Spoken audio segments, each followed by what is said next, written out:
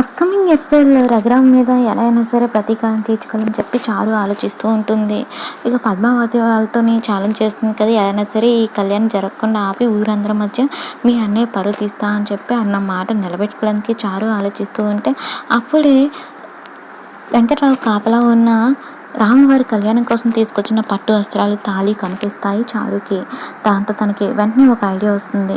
వెంకట్రావు మామయ్యని ఎలాగైనా సరే ఇక్కడి నుంచి డైవర్ట్ చేసి పంపించేస్తే అప్పుడు ఆ తాళి బట్టి తీసేసుకోవచ్చు అని చెప్పి చారు ప్లాన్ చేసి వెంటనే వెంకట్రావుని మామయ్య గుళ్ళో ఎవరో కొంతమంది ఆకతాయిలు తాగుతున్నారు మామయ్య అని చెప్పి అనేసరికి, ఏంటి రాములవారి గిల్లో కళ్యాణం జరుగుతూ ఉంటే అది మా బావగారు ఉండగా ఇక్కడ మందు తాగుతున్నారా, ఎవరు వాళ్ళు అని చెప్పి వెంకట్రావు అనేసరికి, అదిగో మామయ్య నేను చూశానని చెప్పి వాళ్ళు అక్కడే బాటిల్ పెట్టేసి వెళ్ళిపోయారు అని అనేసరికి, అయితే ఆ చండాలం గుళ్ళో ఎందుకు తీసి పడేయమ్మా అని చెప్పి వెంకట్రావు అనేసరికి, లేదు మామయ్య నేను వెళ్ళి తీస్తే వాళ్ళు ఏమంటారు అని చెప్పి నాకు భయంగా ఉంది, మీరు వెళ్ళి తీసేయండి మామయ్య అని చెప్పి చారు అనేసరికి, అది కాదమ్మా చారు, ఇప్పుడు మా రఘురామ్ గారు నన్ను ఇక్కడ కాపలా ఉండమన్నారు కదా అని చెప్పి వెంకట్రావు అంటాడు. నేను ఉంటాను మామయ్య, మీరు వెళ్ళి తీసి పడేయండి అని చెప్పి చారు అనడంతో సరే అని చెప్పి ఆ మందు బాటలు తీసి బయట పడేద్దామని చెప్పి వెంకట్రావు జాగ్రత్తగా కాపలా ఉండమని చెప్పి మరీ వెళ్ళిపోతాడు. ఇక చారు ఏమో ఏంటి ఈ కళ్యాణం జరిపించేసి అందరి దగ్గర పేరు సంపాదించదు అని చెప్పి అనుకున్నారా, ఇప్పుడు ఈ తాళిబొట్టు ఉంటేనే కదా కళ్యాణం జరుగుతుంది, కళ్యాణం ఆగిపోతే అప్పుడు పెదనాన్న పరువు పోతుంది, అది నేను నా కళ్ళారు చూసి ఆనందించాలని చెప్పి చారు ఆ తాళిబొట్టు తీసుకొని వెళ్ళి ఆ గుళ్ళో ఉన్న హుండీలో వేస్తూ ఉంటుంది.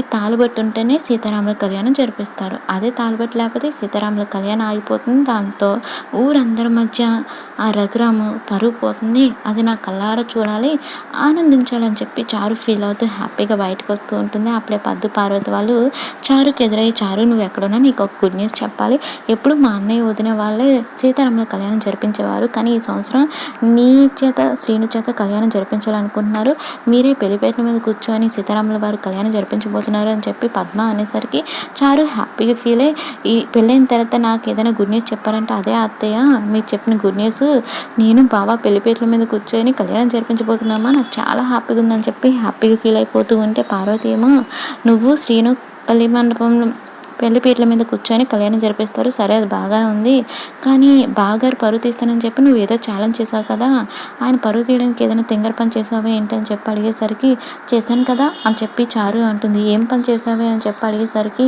అంటే కళ్యాణం జరిపించాలంటే తాళి కావాలి కదా, అది ఆ తాళే మాయం చేసేస్తే ఈ కళ్యాణం జరగదు కదా అని చెప్పి నేను ఆ తాళిని మాయం చేస్తానని చెప్పి చారు అనేసరికి, ఏంటి కళ్యాణం ఆపడానికి తాళి మాయం చేస్తావా అని చెప్పి పద్మ షాక్ అవుతుంది. సరే మాయం చేస్తే చేసావు, కానీ ఆ తాళిని ఎలా అయితే మాయం చేసావో అలాగే ఎవరికి తెలియకుండా మళ్ళీ ఆ తాళిని యథావిధిగా ప్లేస్లో ఉంచాయని చెప్పి పద్మ అనేసరికి, ఆ తాళిని మళ్ళీ అక్కడ పెట్టడానికి ఆ తాళి ఉంటే కదా హుండీలో వేసానని చెప్పి చారు అనడంతో వాళ్ళిద్దరూ కూడా షాక్ అయిపోతారు. ఏంటి తాళిని హుండీలో వేసావా, ఏ హుండీలో వేసావు అని పద్దు చారు పార్వతి వాళ్ళు హుండీలో ఉన్న తాళిని వెలికి తీయడానికి వెళ్తూ ఉంటారు.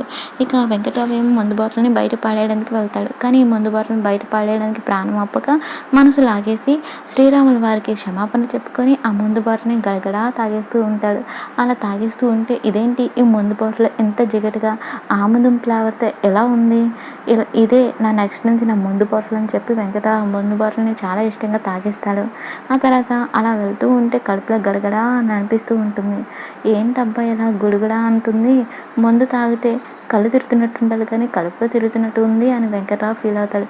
పైనుంచి తాగాను కదా అందుకే కింద నుంచి ఇలా ఫీల్ అవుతుందేమో అని చెప్పి అనుకొని లైట్ తీసుకొని వెళ్ళిపోతూ ఉంటాడు వెంకట్రావు. అప్పుడే ఇద్దరేమో గుళ్ళో ఉన్న ఆముద బాటిల్ ఎక్కడుందా అని చెప్పి వెతుక్కుంటూ గుడి బయటకు వచ్చి అసలు బాటిల్ ఏమైందిరా అని చెప్పి మాట్లాడుకుంటూ వెళ్తారు. అయితే వీళ్ళే అనమాట గుళ్ళో మందు తాగడానికి బాటిల్ తీసుకొని వచ్చింది అని చెప్పి వెంకట్రావు వాళ్ళిద్దరిని పిలిచి, ఏంట్రా అసలు గుళ్ళో ఇలాంటి పాడు పనులు చేయడానికి మీకు అసలు బుద్ధి ఉందా అని చెప్పి వెంకట్రావు తిడుతూ ఉంటే, మేమేం చేసామయ్యా అని చెప్పి వాళ్ళు అంటూ ఉంటారు. మీరేం చేశారా, అసలు గుళ్ళో బాటిల్ ఏంటి, మీరు చేసే పనులేంటి ఆయన అని చెప్పి వెంకట్రావు అనేసరికి, మేమేం చేసాం, వీడు తెచ్చిన బాటిల్ ఎక్కడ పెట్టాడో అర్థం కాక వెతుక్కుంటున్నాం అని అనేసరికి, బాటిల్ తెచ్చి అది నా ముందే అంత దర్జాగా మాట్లాడుతున్నా మీకు కాస్త కూడా భయం లేదా అని చెప్పి వెంకట్రావు అనేసరికి మేమేం తప్పు చేసామని ఆముదు బాటిల్ ఉంటే కాగడాలు వెలిగిద్దామని చెప్పి ఆముదు బాటిల్ కోసం వెతుకుతున్నాము అని చెప్పి అడిగేసరికి ఏంటి మీరు వెతుకుతుంది ఆముదు బాటిల్, అది ఆముదు బాటిల్ అని చెప్పి ఒక్కసారి వెంకట్రావు జరిగిన గతాన్ని గుర్తు తెచ్చుకొని తను చేసిన తప్పు తెలుసుకొని బాధపడుతూ ఉంటారు. అంటే మీరు ఆముదు బాటిల్ చూసి మందు బాటిల్ అనుకున్నారా ఏంటి? అలాంటి పాడు వస్తువులు గుళ్ళోకి మేమెందుకు తీసుకొస్తామయ్యా? ఆయన ఆముదు బాటిల్ కూడా ఎవరో ఒకరు కక్కుర్తిపడి తీసుకెళ్ళిపోయినట్టున్నారు, అది ఎక్కడుందో ఏంటో అని వాళ్ళు అక్కడి నుంచి వెళ్ళిపోగానే వెంకట్రావు ఏమో, రే వెంకట్రావు నీకు మందు తాగడంలో ఎన్ని ఏళ్ళ ఎక్స్పీరియన్స్ ఉందో, ఎన్ని 100 బాటిల్ని నువ్వు తాగుంటావు, అయినా సరే మందు బాటిల్కి ఆముదు బాటిల్కి తేడా తెలియలేదా, అసలు నీకు బుద్ధి ఉందా అని చెప్పి తను తానే కొట్టుకొని తల బాదుకుంటూ ఉంటాడు. ఇక నెక్స్ట్ సీన్లో పద్దు, చారు, పార్వతి వాళ్ళు హుండీలో ఉన్న తాళిని బయటికి తీయడానికి ప్రయత్నిస్తూ ఉంటారు.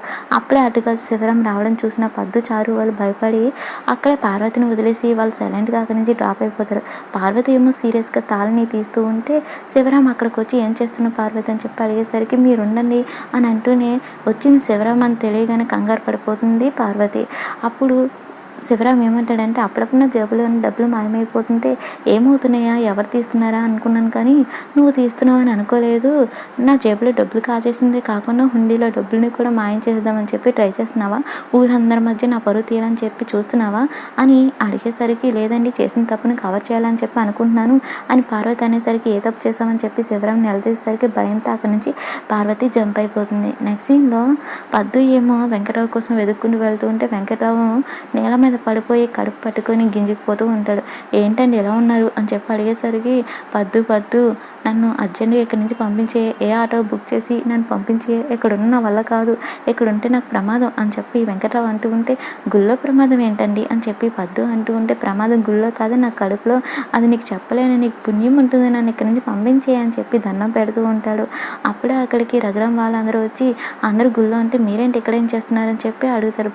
బావగారు నాకు అర్జెంట్ ఇంటి దగ్గర పని ఉంది, దయచేసి నన్ను ఇక్కడి నుంచి పంపించేయండి అని చెప్పి వెంకట్రావు రఘురాంకి దండం పెట్టి మరీ అడుగుతూ ఉంటారు. అదేంటి మీ అందరు గుళ్ళో అంటే మీరేంటి వెళ్ళిపోతున్నట్టున్నారని చెప్పి జానకి అంటుంది.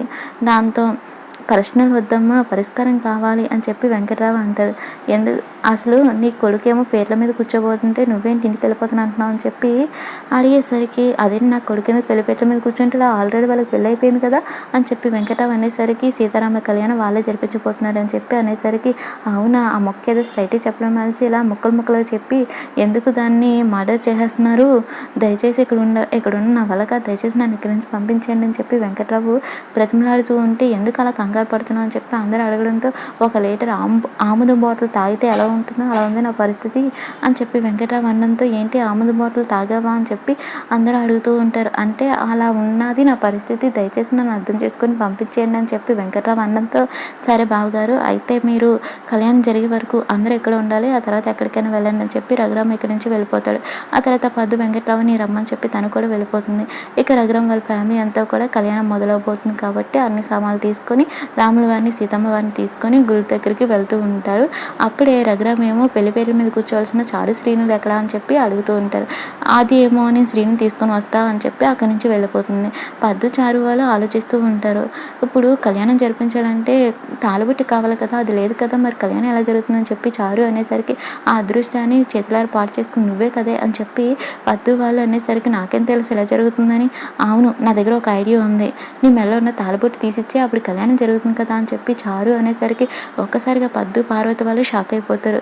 అసలు పార్వతి నేను అసలు ఈ టెన్షన్ భరించలేకపోతున్నాను, ఇది మాట్లాడే మాటలకి నా ఒంట్లో నరాలన్నీ ఎక్కడికక్కడ విరిగిపోతున్నట్లున్నాయి, ప్రపంచంలో ఎవరైనా నరాలు ఫెయిల్ అయ్యి చనిపోయిన వాళ్ళు ఎవరైనా ఉంటే అది నేనే, అది దీనివల్లే రాసి పెట్టుకోవే అని అంటూ ఉంటే అసలు ఇందులో నేనేం తప్పు మాట్లాడాను, నువ్వు తాళబట్టిస్తే కళ్యాణం జరుగుతుందనే కదా అన్నానని చెప్పి చారు అమాయకంగా అనేసరికి వసే పేరెంట్ అని వెళ్ళొస్తాను, నెక్లెస్ ఇవ్వు అన్నట్టుగా తాళబొట్టు తీసిచ్చేయడానికి ఇదేమన్నా నెక్లెస్ అనుకున్నావే అంటే తాళబొట్టు అది నేను ఎలా తీసేస్తా అని చెప్పి పద్దు అంటుంది. మరి అసలు ఆ కళ్యాణం ఎలా జరగబోతుంది, ఏం జరుగుతుంది అనేది అప్కమింగ్ ఎపిసోడ్లో చూద్దాం.